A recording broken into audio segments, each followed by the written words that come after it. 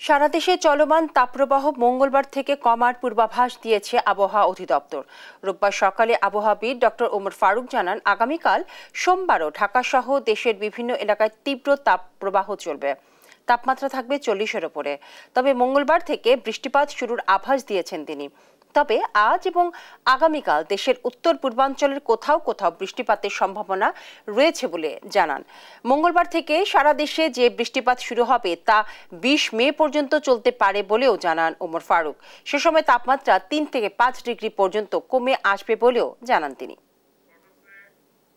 13 তারিখে সারা দেশই মৃদু থেকে মাঝারির মধ্যে এটা নেমে আসবে।